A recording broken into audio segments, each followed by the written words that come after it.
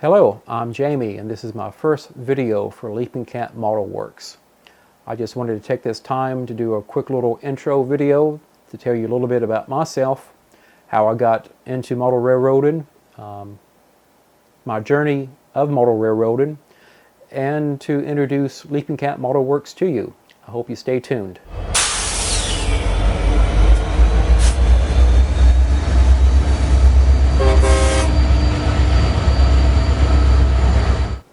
Hello, I'm Jamie, and this is my first video for Leaping Cat Model Works.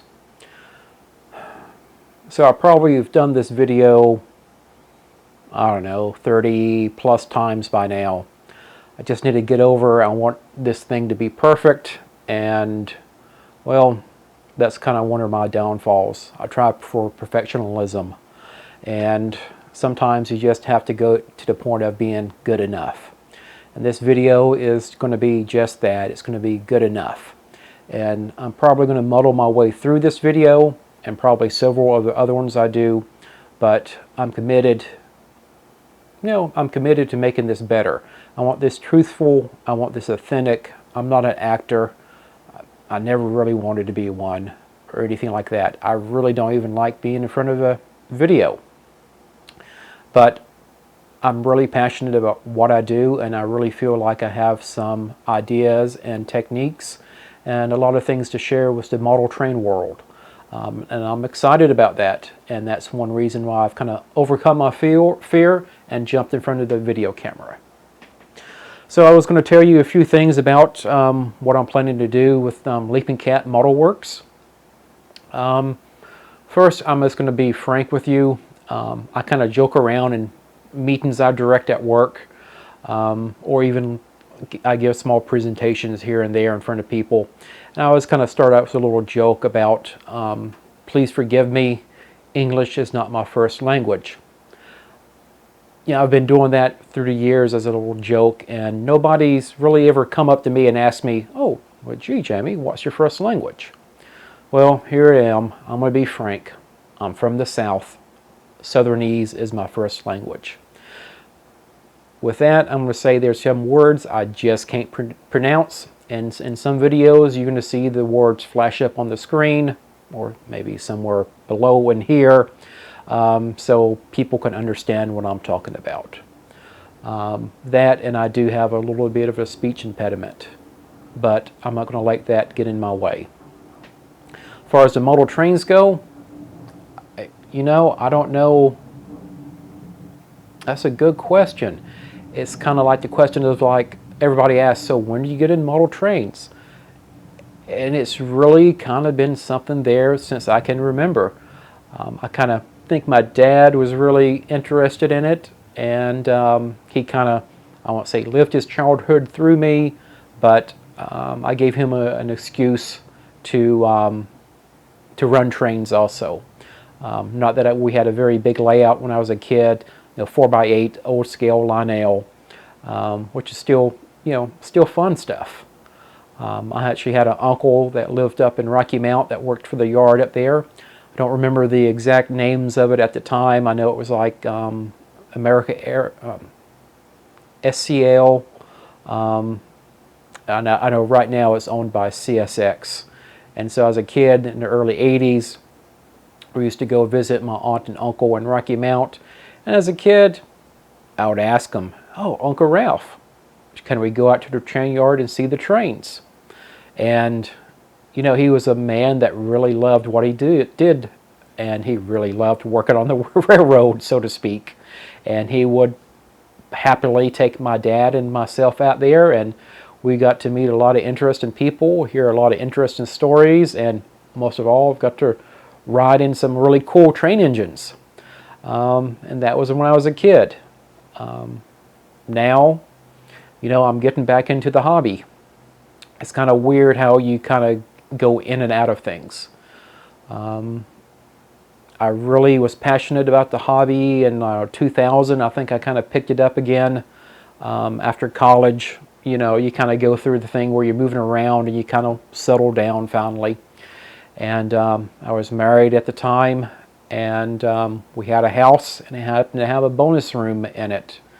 And that bonus room I made into my train room. Well, unfortunately, about 2007, there was a severe storm, and actually the house actually took a direct lightning hit. And because the bonus room was, of course, on the top floor of the house, it took the direct hit of the lightning strike. And unfortunately, I've lost the layout, all my old gauge Lionel stuff when I was a kid, all of that. It was really, really sad and basically burnt. I mean, I've got pictures somewhere. Maybe if I feel like it one day, I'll share those with you guys. But I don't feel the need to right now. It was very heartbreaking, and because of that, I kind of fell out of the model trains. I just didn't have the heart for it anymore. It wasn't too, I don't know, a few years ago, a friend, old co-worker of mine reached out to me, and he was telling me, "Oh, Jamie, I am Christmas time, and I'm putting my model train set around the Christmas tree for my grandkids. Having a little bit of problems with the electrical work on it, getting it wired up, getting it working. Can you help me out?" Sure. And then, of course, I help him, and he asked me if I was still into model trains, and I said, "Well, Tom, unfortunately, because of the fire and everything, I'm kind of lost a desire. It kind of knocked the wind out of me." Well, Tom said something that kind of stuck with me. He goes, "Okay, well, you know, I think model trains is something that you really never lose. So maybe one day you'll pick it back up again." Well, okay. Well, since then, life has happened. My wife and I, we moved from the Raleigh-Durham area out to Beaufort, North Carolina, which is a very beautiful coastal community. We're so lucky to be out here with a lot of really nice people, and just a chance to relax and be out of the noise of the Raleigh-Durham area. Well, it wasn't, I don't know, Beaufort has a train show they do around Christmas time. I went to the first one the first year we were here, and it was interesting.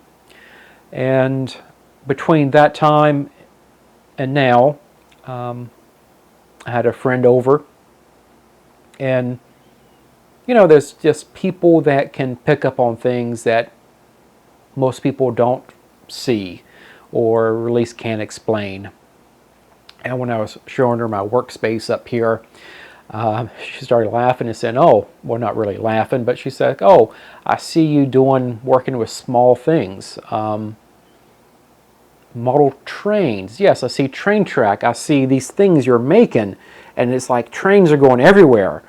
And I was kind of laughing. I said, "No, you must have me confused with somebody else." I still had a lot of painful memories tied to the house fire. And she goes, "Well, maybe not today, maybe tomorrow, or really sometime here in the future." You know, that kind of planted the seeds for me. And so, I don't know, a few months after that was probably an April time frame, a few months went by, and it's like I don't know, something changed a little bit. Maybe I let go of the pain that I was holding finally let go of the pain I was holding from the fire, and I started getting interested in trains. I mean, I live here in Beaufort, and those of you that's familiar with Beaufort, if you go over to the two bridges, you're in Morehead City. And Morehead City is the port of North Carolina.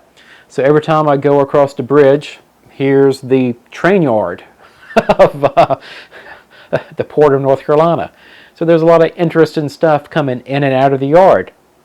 And yes, maybe I would slow down and look at it. Maybe more than slow down sometimes. But again, Morehead City is an interesting area. It's got the train track running right in the middle of Arundel Road, which is the main through, you know, to get around, you have to go down that road.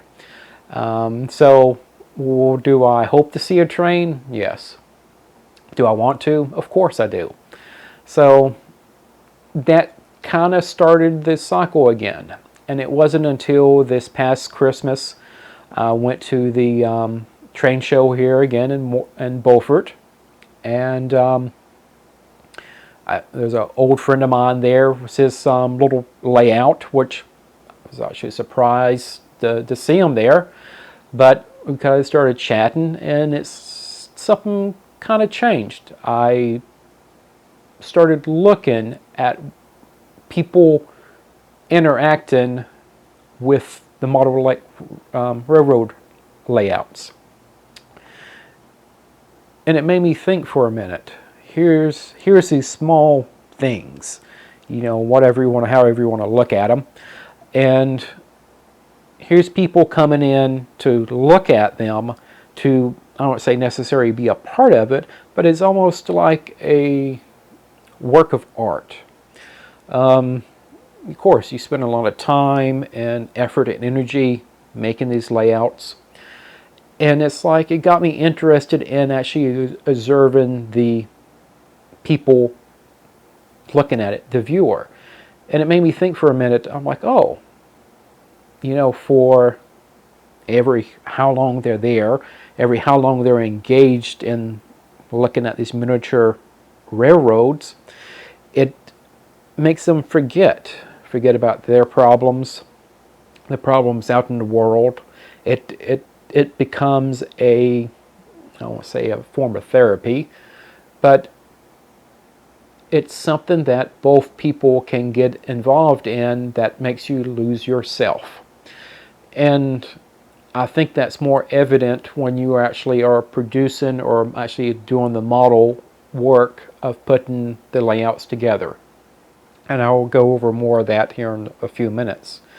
But looking at this, I was like, oh, it's just, I found it very, very fascinating. I couldn't quite put the words to it or put two and two together, but it reignited the spark in me. And it wasn't until the January time frame I went to a Qigong workshop. My wife is actually a Qigong instructor, and she's very into that.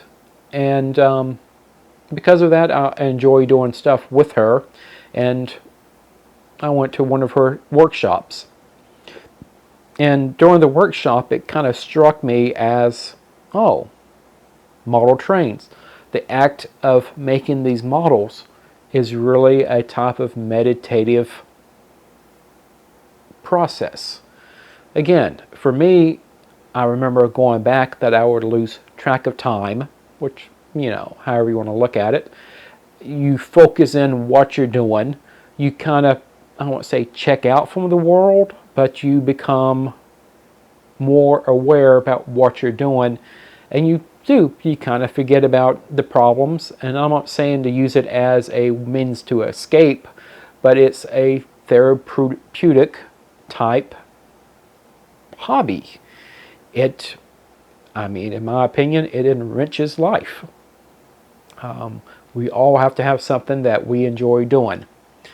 And, elaborating on a little bit me, what I enjoy doing, I enjoy kind of all aspects of the hobby. I'm an engineer, not a trained engineer, but I'm an electrical computer engineer from school. I went to NC State. For those of you that are familiar with State, NC State has 2 train tracks running through the middle of it. By God, of course it's going to be one heck of an engineering school. So, I enjoy the electrical components of it. I program microcontrollers. I'm heavy into the technology aspect of it. And I'm like, oh, there's these things, or things I made before, that I'm like, oh, I wonder if people could actually use them and find them beneficial. And how can I make them in such a way that anybody could pick it up and use it? But we'll go more into that. So I'm getting back into the hobby, and I think it's going to be fun. I know it's going to be fun. But back to Leaping Cat Model Works, how did I come up with the name Leaping Cat? Well, after I kind of hit on the meditative aspect of, model making as being a form of meditation, it kind of dawned on me. We have 3 cats, and one cat, Milo, is, well, grace is not his strong suit. Agility, yeah, he didn't get it. But he does have this one seemingly ability that when he takes something and completely focuses on something, he has this ability to jump and leap in such a way that he looks like he's levitating through the air to get what he's after. And it's really interesting to watch because you see all this things that go on, that the cat becomes completely calm, focused, and oriented, and then he performs this feat of magic almost. And so really that's how I came up with the name Leaping Cat Model Works. Kind of like my ode to him, not that, but just, again, coming from a place of taking all these ideas and focusing them on to a single point to actually make something that's really cool. So there's how I came up with the name. We're moving forward, and yeah, I want to be transparent about what I'm doing here also. I do want to share a lot of things and techniques and everything, but at the same time, I'm producing things, products, and I don't even want to call them products because that's kind of shallow. I'm making things that I think people in the model train world could find beneficial. So part of my thing is actually going to be manufacturing and selling these products. All of these things are 100% made by me. I have a really nice 3D printer I invested in. I use Fusion 360 to design 3D parts. Again, with my electronics background, I really want to see about automating layouts with not only the lights, the scenery, but also the signals and trains. I just find that completely fascinating. So, what can we expect out of all of this? Well, recently I've taken up to buying used train engines. I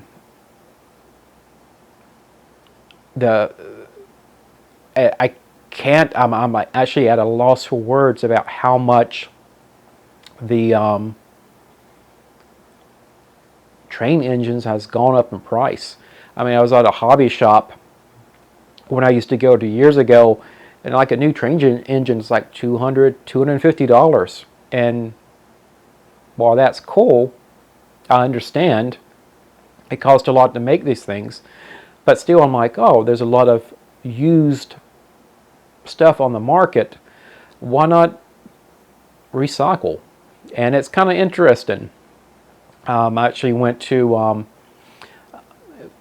so basically a flea market with vendors, and they had a bunch of HO train scale items there, and I bought a lot of it. And I was talking to the lady, and she goes, oh, these actually belong to my late husband, and I'm just curious why. I'm like, oh, I really like model railroads, and I really enjoy repairing these and getting them back working, and making them better than what they were. And she goes, oh, well, that's great. We all have to have something that we enjoy doing. Life is too short not to be doing something you don't enjoy. And she goes, my late husband really loved it, and I'm kind of glad they're going to a good home. And I'm like, well, we'll see where it goes. Hopefully I do some videos about those.